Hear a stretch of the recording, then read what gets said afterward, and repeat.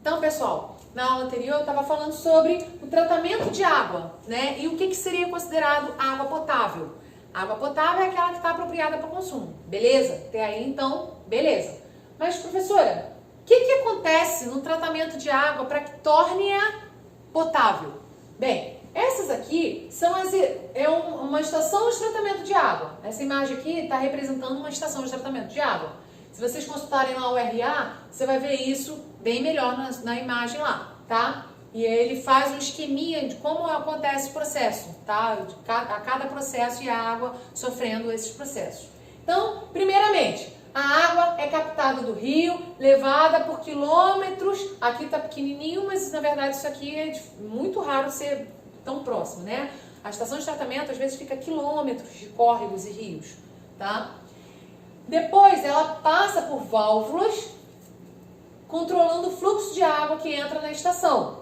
A água passa pela bacia de tranquilização e depois pelo gradeamento, onde é retirado todos os maiores sedimentos da água, como lixo, por exemplo, tá? A gente sabe que em rios, lá o pessoal polui, né? Joga lixo, joga plástico, enfim, tudo isso é retirado através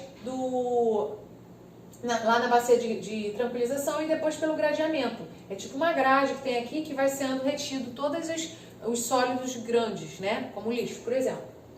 Após isso, ele vai para os dosadores que despejam cloro na água para matar todos os micro-organismos causadores de doenças, tá? Nos tanques floculadores, que são esses tanques aqui, ó, a água é agitada e os pequenos flocos de sujeira batem uns nos outros, formando flocos maiores.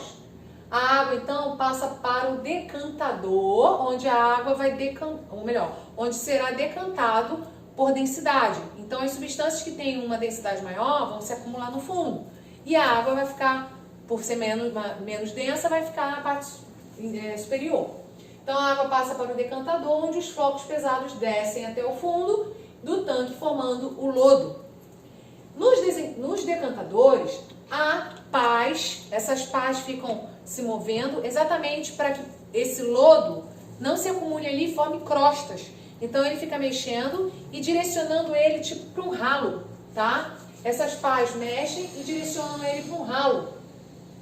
Em algumas estações, esse lodo é retirado por um canal de esgoto e em outras, ele é bombeado para um tanque de secagem e depois de seco, encaminhado para um aterro sanitário, ok? A água da superfície do decantador é recolhida por essas canaletas, né, em forma de tipo uns canos, e é levado para dezenas de filtros, esses filtros aqui. Nesses filtros, você encontra camadas de cada uma dessas para ajudar no processo de filtração. Eles funcionam exatamente como um filtro, tá? Cada filtro tem camada de carvão, areia, pedregulho e cascalho. E retém o restante das sujeiras que estão nessa água que já foi para filtração. A água já filtrada aqui, ela recebe o cloro, o cal e o flúor. Ué, professora, recebe flúor? Ou melhor, recebe cloro de novo? Sim. Recebe flúor para quê? Bom, primeiro, o cal, ele retira a acidez da água, porque a água fica muito ácida, exatamente por algumas substâncias que são colocadas anteriormente. O cloro, inclusive, ele faz a água ficar mais ácida. Então, ele é colocado cal, cloro novamente, só que menor dosagem, e o flúor, para prevenir as cáries da população. Depois, ela é distribuída para as residências, ok? Então, aí a gente observa que ali a água é tratada, mas ela, apesar de sair água mais limpa, própria para o consumo, até chegar à sua casa, ela passa por canos, às vezes tem perfurações no canos, ela vaza a contaminação.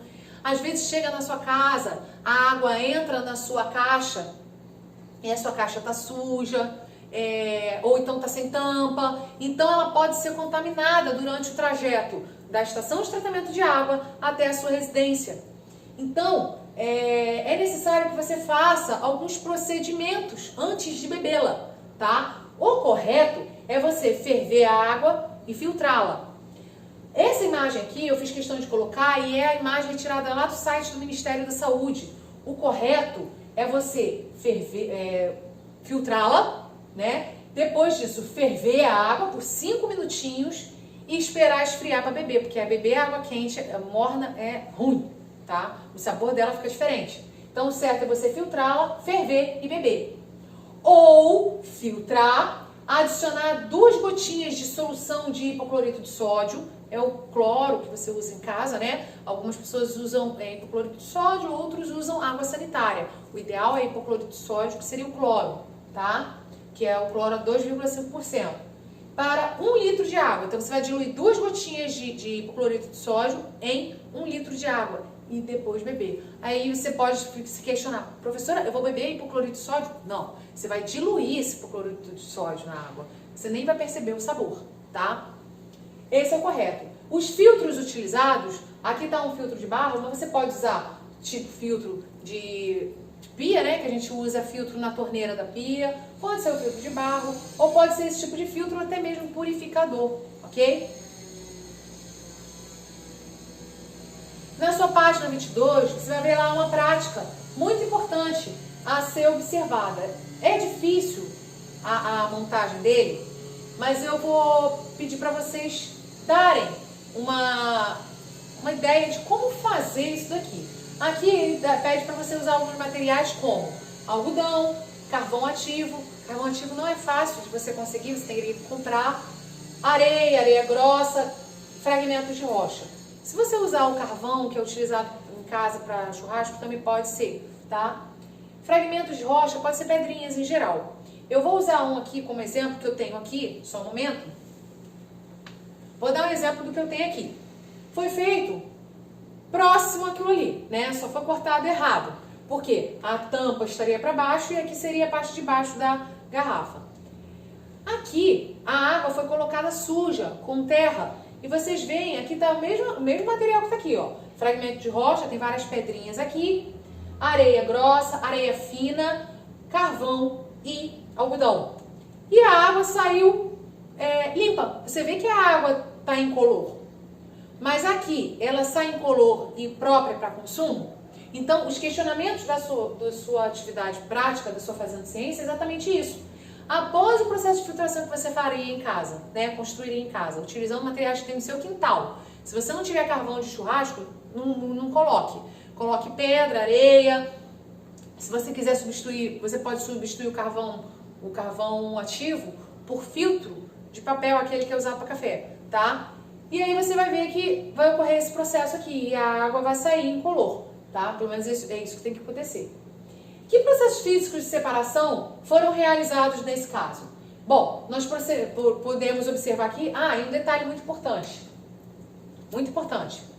Nesse Fazendo Ciência, ele pede para você usar 2 soluções, tá? A solução de sulfato de alumínio saturada e a solução de hidróxido de cálcio saturada. Em casa, vocês não vão conseguir usar esse material, tá? Por isso que eu deixei aqui para explicar para vocês o que ele faria, para que servem essas soluções. Então, foram realizados processos de decantação, ou seja, separação do líquido do sólido, e a floculação. Por que aconteceu a floculação? Baseado lá na estação de tratamento de água, a floculação só acontece por causa da adição de sulfato de alumínio e do hidróxido de cálcio. É graças a eles que ocorre a floculação. A sujeira se junta e forma um floco, tá? Graças à reação química entre o sulfato de alumínio com o hidróxido de cálcio e a sujeira. E, além da decantação e da floculação, acontece também um processo chamado de filtração, tá? Então, a água obtida na parte inferior é própria para consumo? Bem, a água aqui recebeu cloro? Não. Recebeu algumas substâncias, como a gente falou lá? Cloro, cal, por quê? A água está ácida? Não. Então, ela não está própria para consumo, tá? Ela não é própria para consumo, ou seja, ela não pode ser bebida. Que processo poderia ser realizado para que a água obtida no experimento se tornasse pura? Primeiro, ele deveria ter sido realizado, para se tornar pura, a gente teria que ter feito um processo chamado de destilação simples, tá? Aí ela estaria pura, porém não com sabor muito agradável, tá? A água destilada não tem um sabor muito agradável, porém não teria nenhum micro-organismo que poderia causar doença, ok? Nenhum micro-organismo patogênico.